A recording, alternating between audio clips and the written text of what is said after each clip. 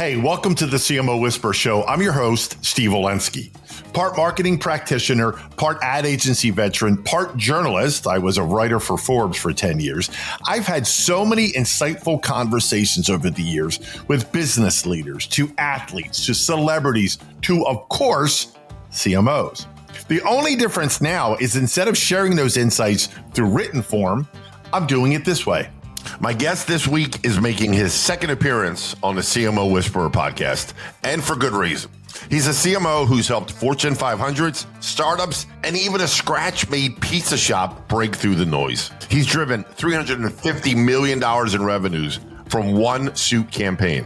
One campaign, $350 million. He sparked 45% online growth through AI and built brands that lead with meaning and scale with precision. With over 25 years in the game, Bruce Hershey isn't just a marketer. He's a builder, breaker, and rebuilder. Named CMO of the Year, Bruce brings a rare mix of creative courage and operational discipline. But more than that, to me personally, he's a friend and a mentor, someone I continue to learn from every time we talk, including right now. He's back to share what's working, what's next, and how we lead with heart in an algorithmic world. And while he's never one to brag, let's just say any company looking to level up should be paying close attention because Bruce is more than ready for what's ever next. And it's going to be big. My brother, my mentor, my friend, Bruce, welcome back. Wow, humbly, thank you so much.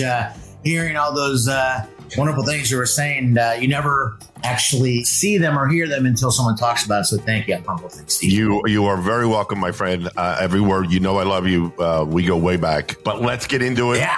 I want the world to learn from you. And I love the first thing we're going to talk about because as we're recording this, it's pretty early in the morning. And I want to get into why does marketing still get you out of bed every morning? Yeah, it's because I love it, honestly. I mean, if you think about I remember when I got into marketing, I was like, why do I want to do this? I remember in college, why do you want to go into marketing, Bruce? And I was like, I don't know. It just seems fun. Getting a brand to connect with people, it just seems fun. Right. And as I got into it and what's so cool about it is that marketing just evolves every single day because our consumers do, right? And that means the brand has to, that means our technology has to, that means our thinking has to, right? And so it's just, I don't know, you have to always be on your toes, right? And I think that's what I love about it. Your journey, as I mentioned in the intro, you've been all over the place from Fortune 500s all the way down to a scratch pizza shop. Yeah. and everywhere in between. So my first question is, give us the commonalities amongst anywhere, and then let's get into what makes things different. Yeah, I think the commonalities of all of it is that I think I've identified that I really love to solve problems. I love to uncover what the next thing could be, right? Or, uncover that opportunity that, we went to market, but just not doing what we wanted to do and just peeling back the onion a few more times to let it get to go and breathe in what it should be doing, right? I think that to me is a commonality is really fixing, leveraging data, and then, getting the brand in a really good place and then go and help in the next one, right? Okay. So now you've scratched pizza shop. Yeah. Fortune 500, right? Oh my God. The commonalities are there.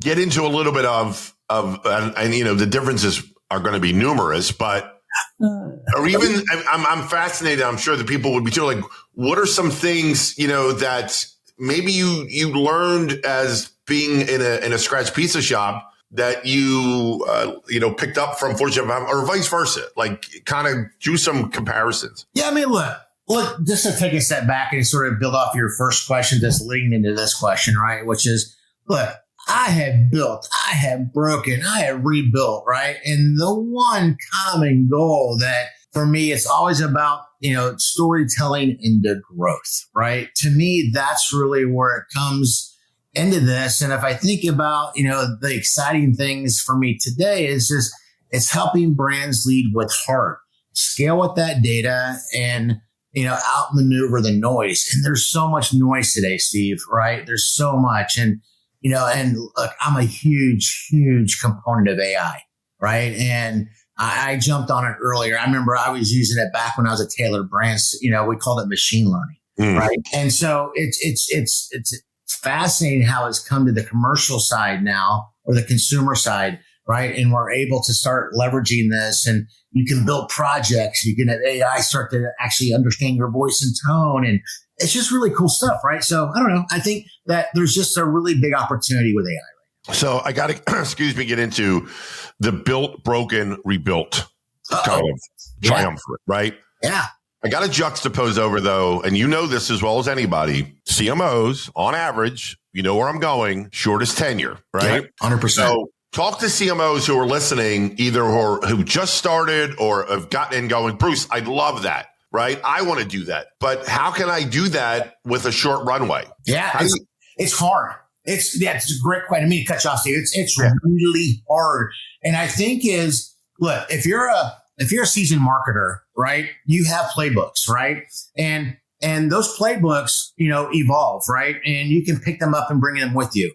But I think is that, yeah, you're right. You have a short runway. I mean, look, I'm just, coming off of working with a PE-backed company, and, they're short runways, right? And they have goals, get in and get out, and they want to sell, right? And they're looking for growth and they're looking for EBITDA. And it's like, how do you balance both worlds, right? And so what I would say is that get in, understand your plan, not in 90 days, in your first 30 days, right? Like, get it together ASAP. Like, if you've got the job, you have, a window before you start it, right? Start doing the pre-work then, right? Yeah. Now you're not going to know your team. You're not going to know all the different noises within the org, but you're a marketer. You're a seasoned marketer.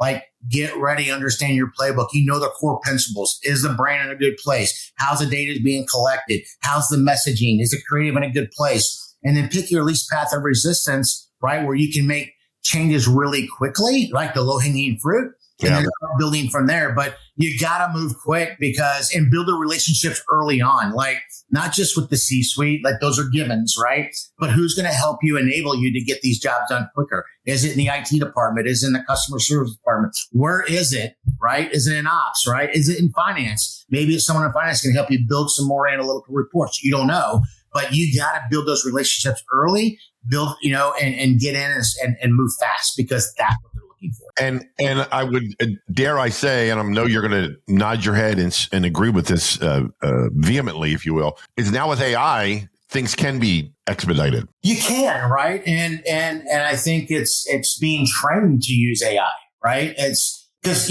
we've talked about this, you and I talked about just off of this, right? If you take it for surface level, you're never going to win, right? It's still a child. It's still learning you, right? But it's also learning from the world. So exactly. Yep. So, you have to just continue to coach it and coach it and coach it. And look, for me, I firmly believe it's optimized me by at least 20% today, right? It's helping me with my writing, right? And I'm using multiple platforms. And I will tell you, if there's anybody out there that hasn't taken any crash courses, you should. Okay. The prompting is the key, right? And Steve, you know this, you've been playing around with it recently with this whole, even Jeff Charney came out with something, you walk out of a box, you're an action figure. Like, it's just really cool. But the prompts enable that to do that. And if you know what prompts to ask, you're not going to get to it. Same things if you're trying to solve a problem. Yeah. When you put the right prompt in there, you're not going to get to the end zone. You're not going to solve the problem. Well, it's the classic, back in when big data came into vogue, it's the right data in, the right data out. It's the same thing with prompts, I think. 100%. The good news is that it's there. You just got to figure out what the right prompt is, right? And as you know, as you were playing around with building your action figure, as you adjusted your prompts and you got to a certain point, you're like, great. But you also identify that if you use one unique different word, it will change the entire image. Yeah. And you're like, wait, go back. Yeah, so, exactly. I've done it. We've all done it, right? No, give me the original. So it is. It's fascinating. I want to go back in history for a second with you, or more than a second, to your days at Tailored Brands. And it was in the intro, $350 million in revenue from a suit. Yeah. I know everybody's okay. What? How? Talk to us. Well, I think it's further than that, right? It's from a suit campaign, right? And so what happened is that, Men's Warehouse, Joseph Banks, all the clothers that we had within Tailored Brands. The fascinating thing is that they're all off the rack, right? And so you come in and we have tailors in there and you can get in there and get tailored up and walk out with a really good suit, right? But, as we all know that, and this was back in 15 when we started thinking about it, but it was more about how do we, create something more custom, right? We all want something. And, we all, back in the day, you remember getting your name inside your jacket, right? Oh, it's your inside there, right? Or Steve, and that's all cool. But we want to take it to another level. We wanted to customize that suit. We wanted the guy to be able to pick the fabric. We wanted to pick the lining. We wanted to put his name in there, or he would have his favorite team inside of the lining, right? And so we started thinking, how can we do this, right? And we had acquired Joseph Abboud. So we had a factory in North America. So we knew we could build in North America, no problem. We already had one of the most amazing suit designers in the world, under us. So why not do that? And then we started working with our factories and we're like, hey, there's a really good opportunity. So we came up with a custom suit program. And that's what it was. It's really understanding, number one, our audience. Would the guy want a custom suit? And we'd be willing to pay for it. How much would he willing to pay for it? So we had two different ways then. You could buy a custom suit starting at, start at $450, and then you could go buy a made with, some really good fabrics, or you can go get a Joseph Abboud custom suit for, starting at $800, if you will, with more Italian fabrics, if you will, right? And so, so you had the best of both worlds, but there was an entry level, and the idea was we wanted a custom suit for every man. That was the goal. And look, you've gone in and bought a suit. You're going to go off the rack, and you can spend $500 all day long for off the rack Calvin and Klein suit. But what if you get a custom one for that same price? Would you do? Right. And so that was the ethos. So, we had to create sales enablement. We had to make sure that the stores were trained. We had to make sure our tailors are trained. We want to make sure that the managers understood that when a customer came in, that was our value prop. We even built custom areas within every single store and Men's Warehouse and in Joseph A. Banks to ensure when a customer come in, they understood that this was a special treatment for them. Right. Wow. And so we started, when we started with our full 360 view, digital, social, we went, TV, obviously we create I call our hybrid sandwich, creative, where we had promo and brand, right? We had a mixed messaging going on because we wanted the customer to understand that that brand was so important. But oh, by the way, you can have a little bit of savings too. And when we didn't really launch any savings out the gate with the custom suit program, but we did have our perfect fit, program. So, which was the sweetest program in the world, because for every $50 you get $10 rewards. So think about that. You come in and buy a suit. Guess what? Spend $500. You're going to get instantly rewards. You can go buy more shirts and belts and shoes, right? So the idea is to get them to shop over and over and over again, right? So the average shopper shopped with us about 1.5 times a year. Our goal is to get them to 2. Guess what? We did it. And the numbers speak for themselves. Just an incredible campaign. And you should be, and I know you are, very proud of the work you did at Taylor Brands. I mean, it's just astonishing. Steve, it goes back down to the team. Like, I was obviously the leader, but I had an incredible team, right? I had incredible creatives, right? I had, incredible art directors. It just, production, of course, having a good agency is obviously really important as well with the ideas. But overall, our merchants, right? Our president, everybody was just so in around this, right? It was great. Not to mention, we had a new talent behind it all, and it just felt so good. Yeah, exactly. Your passion comes out in the way you talk about the team. And I love that. And it speaks to the kind of leader you are, that knowing that you're only as good as the team underneath you. Right. And that's 100%. Right. And I think at the end of the day, for me, the takeaway for all of us around this is that the best CMOs think like growth officers, right? Yep. We earn credibility by delivering business outcomes, not fluff, right? So the brand, the creative, that's all great stuff. Love it. It's cool, right? But dollar bills matter. Exactly. You said something the other day to me, and I want to go back to AI for a second. And I love this. And you said AI doesn't replace the marketer, it frees us. Yeah. Right. And I'm just going to read something you sent to me, because it gives us back time to create, connect, and think strategically.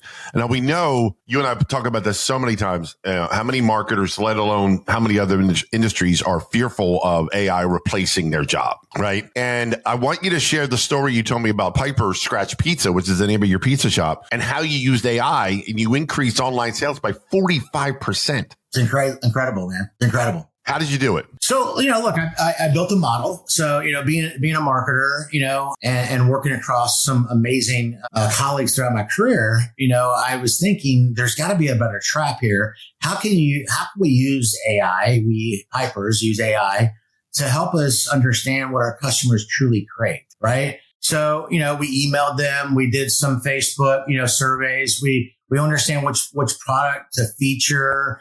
And, can we, even bundle some pairings, with cannolis or garlic knots or cinnamon knots or whatever, right? Or toppings in general. So we did that, ingested all that, and then just started to do some light drip campaigns from email perspective and not offer driven. The biggest trap in, I think, restaurants is you want to do offer to get them to come in the door. I'm a believer because I was trained, at the corporate level that, incentives are insidious. They can kill a business, right? But we do have 3 offers per week. So we just capitalize on those offers. No special offers, nothing crazy. The idea was we just wanted to elevate that, but tied back to their interests, knowing that I have every single purchase of every single pizza, every single customer has bought from us. Taking all that, identifying what are the common themes, and then targeting lookalikes that same way and bringing them back into the funnel, not just my other customers that were buying from us, but lookalikes that they are friends with as well. It was really fascinating, Steve. And as I think about, not just the growth, I think about the patience that I needed to do this because, as you quoted me, it frees us. AI frees us. Mm-hmm. What I'm trying to really emulate there is that, what AI is not, it's not strategic. Let me be 100% clear. It's not. It will be, but it's not. We humans, if we're given that ability to be strategic, that's where the strategy comes from. Where AI can help is tactical. Yeah. So it frees me from being tactical. It does the tactical elements. I know in my head what I want. I have something now that can execute. Yeah, exactly. And there's the lesson, right? About, I think when AI, and I think it's still kind of the new shiny toy, right? It's 100%, right? It really is. And look, I think the goal for that is to scale smartly, right? With intent and not to overwhelm, right? Pace yourself through it. Like I said, it's optimized me by 20% with room to grow, but I'm pacing myself. Right. I am pacing myself because I know I can't trust it 100%. I can't even trust it 60%. Okay. I'm having to go back and look at it over and over again, but it's still making me a lot more efficient. Exactly. God, there's so much to cover here. My gosh, there's going to be a part 3 for sure. But I want you to tell the story about your most recent role at a company called Storm Smart. Yeah. Where 200% social engagement and brand lift, right? And when you got there, and I will say it for you because humility will prevent you, they were known as Hurricane Protection Company, right? They're based in Florida, shutters and awnings and all those things, right?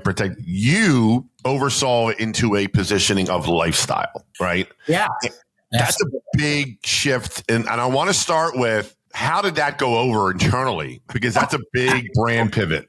Yeah, I think, look, the company is amazing, number one. Number two, they homegrown, right? 30 years old, started in Southwest Florida. Great idea, right? And now it's evolved. But the whole premise, to your point, was all around hurricane protection, right? And as I got into the brand, I started to look at, the brand. What does it really stand for? How did it evolve? How did we get there? Then I started looking at the product.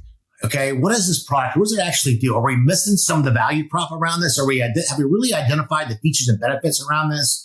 And then number 3 is, how are the consumers using it today that have bought this product, right? So dove in deep, did a big TAM, right, analysis, also looked into the audiences, looked at them, and really identified, and of course, like I said, the product, identified that there was something that we weren't talking about, which was this lifestyle component. Right, which is, you can buy their core product, their storm catcher product, and yes, it has that hurricane protection. It's built from Cat 5, protection and all that wonderful thing.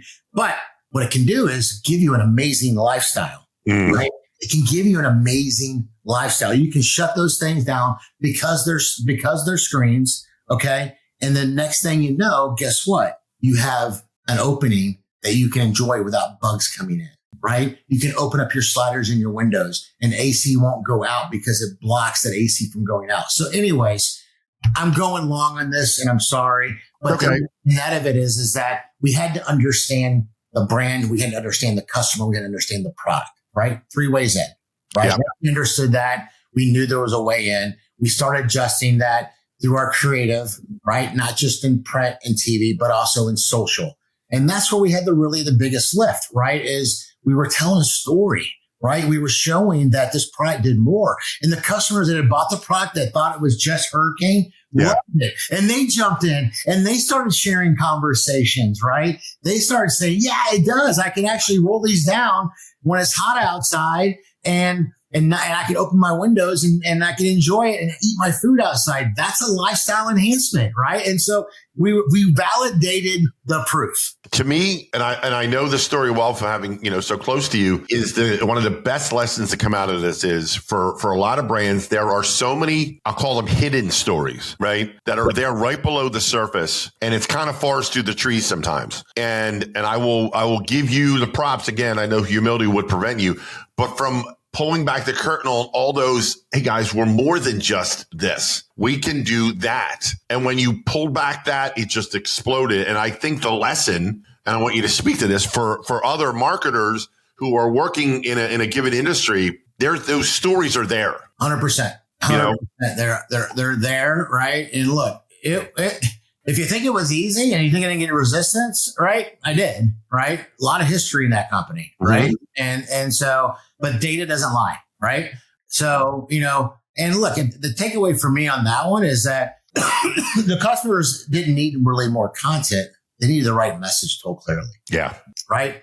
And so, and consistently, right? Yep. And there's a little bit of emotional tension in there, right? That's what they needed, right? And so, look, don't be afraid to lean in. Let the data tell the story, right? Pace yourself into it. Sometimes when you rip the Band-Aid, it burns. But if you slowly peel it, it'll be easier, right? So. Okay. I want to spend a few minutes kind of asking Bruce Hershey to talk to his younger self about what you know now that you wish you knew then. Oh, my gosh. And we could spend an hour, right? Yeah. We all have those. Oh my God, if I only knew, right? But give us some kind of bullet points of things you know now that you wish you knew then. Yeah, I would say be more direct, be more deliberate, be 1,000% more curious, right? And I think that's really it, right? I mean, I believe that, we can always go back and say, I wish I would have done that. I wish I would have done this, knowing what I know now. But I think the biggest one, and I think I said it with a number, be more curious, right? I think that's the thing, is that don't settle. I think there's times in my career when I've settled because I just didn't have the endurance to push one more time, right? Or the resilience, I should say. And I would say it's worth it, because when I have pushed that one more time, it's validated that it was worth it. So push one more time. I like that. Could be a good title of your autobiography. Push one more time. Push one more time. Yeah, absolutely. Okay. Last section. I wasn't doing this on our first go round, which is about 18 months ago, but I call it the random 5, and I'm really interested because I know you so well, but I want everybody to get to know you as well. And these are 5 random questions to help people get to know Bruce Hershey, the person. Yeah. Okay. And I know you're game for anything. Do it. Number 1, if your life had a soundtrack, what would be the opening song? Wham. Okay. What's one thing? I saw Deadpool last night and it just stuck in my head. Okay. There's no wrong answer. It was exciting the way he did it. Wow. I love it. What's one thing you think people misunderstand about you? I'm a hard ass. When you're really not. Yep. Okay. What's something you're really good at that has absolutely nothing to do with your career? Cooking. Okay. What's your guilty pleasure that you'll never actually feel guilty about? Oh my God. And this is not an endorsement. So noted. And people will laugh, but I'm going to say Swedish fish. Oh, wow. Yeah, so bad for you, but they're my guilty pleasure that I don't feel guilty about. I can grab one or two. and it's enough. And if I'm stressed, I may grab 10, but I love them, and they're my guilty pleasure. I love it. My gosh, that took me back to my childhood, but I love that you still eat them. I know, right? Every now and again. Whatever. There's no wrong. It's works for you. Exactly. You would think it'd be chocolate, being my last name's Hershey. Yeah, right. Yeah. I have one more question and we're going to do a wrap up. Yeah. Last of the random 5. Okay. And I can't wait for your answer to this one. If you could swap lives with any fictional character for a day, who and why? Think about that one. Fictional character. I would say John Wick. Okay. Why? He's just a badass. Not that he hurts people. That's not where I'm going with it, but it's a badass, right? He's focused. He's on a mission, right? I think that started off where the first one where they killed his dog, and that's all he cared about was that someone killed his dog. Yeah. Right? And so he was just so focused and razor sharp on solving that. And I think that's what's so cool about it. It's a man on a mission. Okay. The floor is yours. Give us some final thoughts. All right. My final thoughts is marketing is about meaning, and meaning starts with people, right? Mm-hmm. And as you think about great CMOs, what do? We lead with empathy. We act with urgency. We stay students of the game. Really important, right? Always be learning, right? And then I would say that if we keep sharing what works and what doesn't, we raise the game for ourselves, for our customers, and for the future of our industry, right? And I think that if you ever get a chance as a leader or as an emerging leader to go talk to students, to go to a university and to share your experiences so they understand that it's not just what's in the books, it's what you do to create a book is what matters. I love what you said about you don't just share what works, it's what doesn't work. That's correct. Right. And show that human side of everybody's fallible. That's right. We talked about a lot of good stuff here today, and there are things that haven't worked, right? It's the resilience. It's the push. It's saying, okay, it didn't work. Let's be agile. Let's move fast. Okay. And move on to the next one. Let's adjust. Right. That's the beautiful thing about marketing is that we can adjust, right? Nothing has to stay static unless we let it. And then if we let it, we die on the vine. Especially in the digital age. 100%. All it takes is one campaign to be wrong or to not be working. And all it does is burn. And you're like, why did I just burn $20,000 on a campaign as an example? And I didn't generate any return. Oh, I sat it and I forgot it. Oh, that happens. It happens. Well, one last thing from my end. Tell people where they can learn more about you. Give them your website. Oh, yeah. Just go to brucejhershey.com. There's a lot there. It's an evolution. It's a little portfolio of me, but obviously LinkedIn has that as well. But, I'm out there. You can obviously engage with Steve here. Steve's my brother, and we work really close together. And look, I think if anybody wants to jam, wants to learn, wants to explore, wants to share war stories, I'm an open book. Let's have a conversation. That is a great way to end it. And I will absolutely, he is a total open book, and he's a total badass in the vein of John Wick. I will say it for him. My brother. Thank you again. That's all I can say. I love you. Yeah, I love you, brother. Thank you so much for letting me be on the show. Well, that wraps up another episode of the CMO Whisperer Show. I hope you shared this episode with your friends. And if you have not already, please subscribe to be kept up to date on all the latest episodes. And if you're so inclined, leave me a review on your favorite podcast platform. Thank you.